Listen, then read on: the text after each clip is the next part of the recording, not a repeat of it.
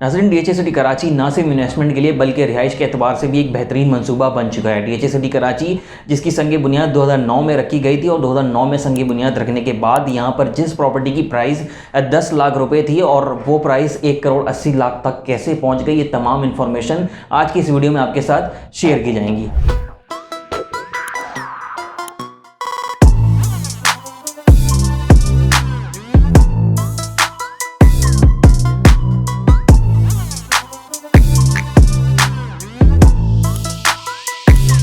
अस्सलाम वालेकुम, मैं आपका होस्ट तहाम मलिक और आप देख रहे हैं इजी मार्केटिंग का यूट्यूब और फेसबुक चैनल। नाज़रीन, डीएचए सिटी कराची जो डीएचए सिटी कराची साउथ और डीएचए सिटी कराची नॉर्थ पर मबनी है, जिसका रकबा डीएचए सिटी कराची साउथ का 20,000 एकड़ और डीएचए सिटी कराची नॉर्थ का 10,000 एकड़ है। DHA city Karachi M9 motorway toll plaza से 20 किलोमीटर, डीएचए कराची से 45 किलोमीटर और एयरपोर्ट से 35 किलोमीटर की दूरी पर वाक़ई है। कराची से हैदराबाद जाते वक्त 20 किलोमीटर की दूरी पर दोनों साइड पर डीएचए सिटी कराची साउथ और नॉर्थ यानी कि आमने सामने ये दोनों हिस्से मौजूद हैं। डीएचए सिटी कराची साउथ तो काफ़ी ज़्यादा डेवलप्ड हो चुका है, यहाँ पर लोग भी रिहाइश के लिए जा रहे हैं, लेकिन डीएचए सिटी कराची नॉर्थ के लिए काफ़ी ज़्यादा खुशाइन खबरें हमारे पास नहीं हैं। डीएचए सिटी कराची जिसकी संग बुनियाद 2009 में रखी गई थी और 2009 से कबल डीएचए का कोई भी ऐसा मंसूबा नहीं था जिसमें डायरेक्ट बुकिंग एक आम इंसान के लिए अलाउ हो, यानी कि डीएचए सिटी कराची वो पहला मंसूबा था जिसके अंदर एक आम इंसान डायरेक्टली बुकिंग करवा सकता था। यानी कि अगर आपका ताल्लुक आर्म फोर्सेस से नहीं है और आपका ताल्लुक आर्म फोर्सेस के किसी भी ऑफिसर या हवलदार रैंक के इंसान से नहीं है तो आप डायरेक्टली बुकिंग करवा सकते थे। इससे कबल ऐसा होता था कि आप ऑफिसर्स ही डायरेक्ट वहां पर बुकिंग करा सकते थे डीएचए कराची के अंदर, और अगर किसी इंसान को यहाँ पर घर लेना है, किसी एक आम इंसान को यहाँ पर घर लेना है, तो वो रीसेल हुआ प्लॉट ही या फिर रीसेल हुई हुई प्रॉपर्टी ही परचेज कर पाता था। लेकिन 1976 से 2009 तक ऐसा सिलसिला चलता रहा और 2009 के बाद डीएचए सिटी कराची में डायरेक्ट बुकिंग अलाउ की गई।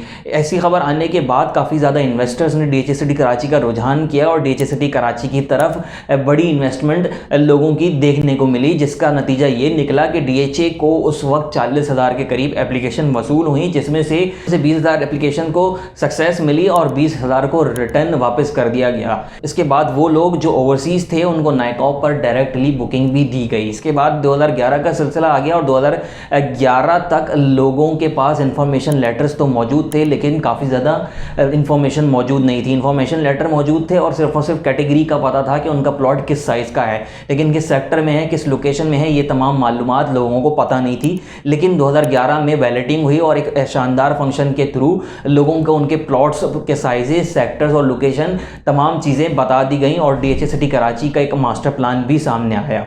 नाज़रीन, मास्टर प्लान सामने आने के बाद प्राइजेस का सिलसिला सामने आया और प्राइजेस को भी दो हिस्सों में ब्रेक डाउन किया गया। एक हिस्सा उन लोगों के लिए था जो जिनका ताल्लुक आर्म फोर्सेस से था और एक सिविलियंस के लिए। आर्म फोर्सेस के लिए ये रकम 2100 पर स्क्वायर के हिसाब से रखी गई और आर्म सिविलियन के लिए 3830 रुपये पर स्क्वायर यार्ड के हिसाब से।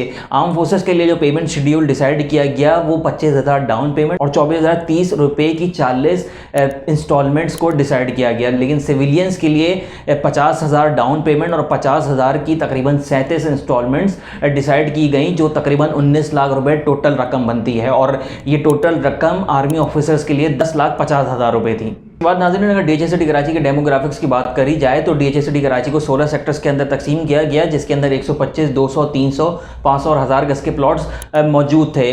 डीएचए सिटी कराची का सेक्टर 1 जिसके अंदर डीएचए फार्म हाउसेस का मंसूबा सामने रखा गया और डीएचए फार्म हाउसेस के अंदर तकरीबन 2,000, 2,500 और 3,000 गज के फार्म हाउसेस आवाम के लिए सामने लाए गए, जिन्हें बाद में डीएचए ओएसिस का नाम भी दिया गया। इसके बाद सेंट्रल बिजनेस डिस्ट्रिक्ट जो कि एक कमर्शियल एरिया था डीएचए सिटी कराची का, उसको भी सामने रखा गया और इन तमाम सेक्टर्स के अंदर, इन तमाम रेजिडेंशियल प्लॉट्स के अंदर ये कैटेगरीज मौजूद थी, यानी कि 125, 200, 300, 500 और 1000 गज के प्लॉट्स मौजूद थे और इनको बुकिंग के लिए मार्केट में अवेलेबल किया गया। नाज़रीन, यहाँ पर एक बात बताना और भी ज़रूरी होगी कि डीएचए सिटी कराची में 2009 से लेकर के 2011 तक ट्रांसफ़र पॉलिसी नहीं लाई गई थी। इसी वजह से लोगों ने घबरा करके यहाँ पर अपनी प्रॉपर्टीज़ को सेल आउट करना शुरू कर दिया और 2011 में ये भी देखा गया कि लोगों ने मार्केट रेट कम होने की वजह से अपनी प्रॉपर्टीज़ को सस्ते दामों बेच दिया, जो कि अलॉटमेंट अपार्टमेंट रेट से कम थी। नाज़रीन, इसके बाद 2016 का वक्त आ जाता है और 2016 में जो प्रॉपर्टी 10 लाख और 19 लाख की थी वो मार्केट तेज होने की वजह से और डीएचए सिटी कराची में डिमांड होने की वजह से 1 करोड़ 80 लाख तक पहुंच गई। नाज़रीन, साथ ही साथ 2015 में मलिर एक्सप्रेस वे जैसे मंसूबे को सामने रखा गया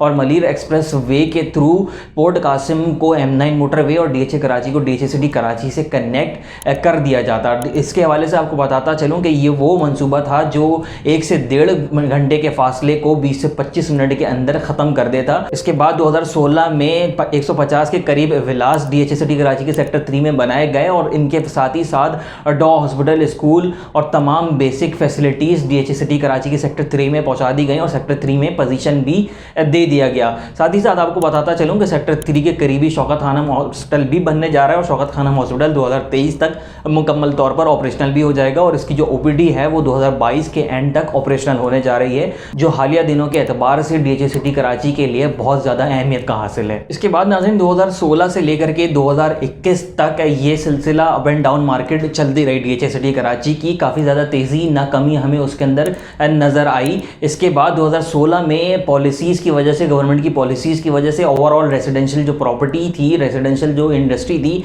वो कोलैप्स कर गई थी और मार्केट रेट काफ़ी ज़्यादा नीचे आ गए थे। लेकिन फिर हुकूमत चेंज होने के बाद, इमरान खान साहब की हुकूमत आने के बाद ये तमाम सूरत हाल बदल गई और 2016 से 2021 तक ये मामलात काफ़ी ज़्यादा सुधर भी गए थे और 2021 के बाद 2022 में भी यही सिलसिला चल रहा था। 2021 के एंड में ये देखा गया कि डीएचए सिटी कराची में डीएचए का इंटरेस्ट काफ़ी ज़्यादा बढ़ गया और वो इसको आबादी की तरफ ले जाना चाहते थे। कुछ पॉलिसीज़ ऐसी बनाई गई जिसकी वजह से यहाँ पर आबादी का रुझान बढ़ना तेज़ हो गया। उन पॉलिसीज़ में शुमार उनको किया जा सकता है जैसे कि पहली 50 फैमिलीज़ यहाँ पर मूव होने वाली, उनको फ्री एडमिशन दिया जाएगा। उनके एक बच्चे को डीएचए सुफा यूनिवर्सिटी के अंदर प्राइवेट बिल्डर्स को अकोमोडेट किया गया। प्राइवेट बिल्डर्स के लिए लीनियंसी दी गई कि अगर वो 2022 के एंड अगर अपनी बिल्डिंग का स्ट्रक्चर मुकम्मल कर लेते हैं तो एक एक्स्ट्रा फ्लोर उनको अलाउ कर दिया जाएगा और ऐसी पॉलिसीज़ डीएचए की जानिब से सामने आती रही। साथ ही साथ एक बेहतरीन मंसूबा भी सामने लाया गया डीएचए की जानिब से डीएचए सिटी कराची के सेक्टर 14 में,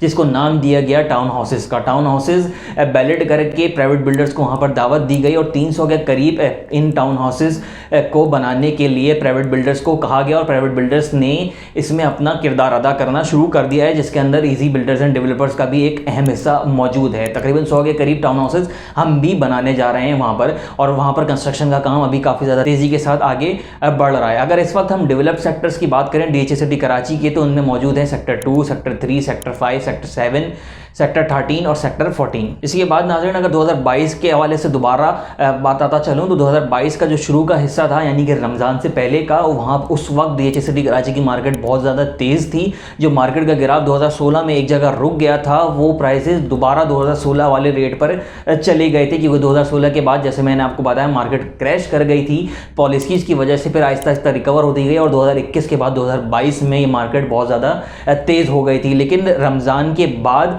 2022 में ये रेट एक जगह रुक गए और मार्केट अभी एक जगह रुकी हुई है। मार्केट में काफ़ी ज़्यादा तेज़ी नज़र नहीं आती। नाज़रीन ये थी डीएचए सिटी कराची के हवाले से वो मालूमात जो बताना बहुत ज़रूरी थी उन लोगों को जो डीएचए सिटी कराची में इंटरेस्ट रखते हैं और एक अच्छी इन्वेस्टमेंट की तलाश में हैं। आज के लिए इतनी, अपने होस्ट ताहम अली को दीजिएगा इजाज़त। अल्लाह हाफ़िज़।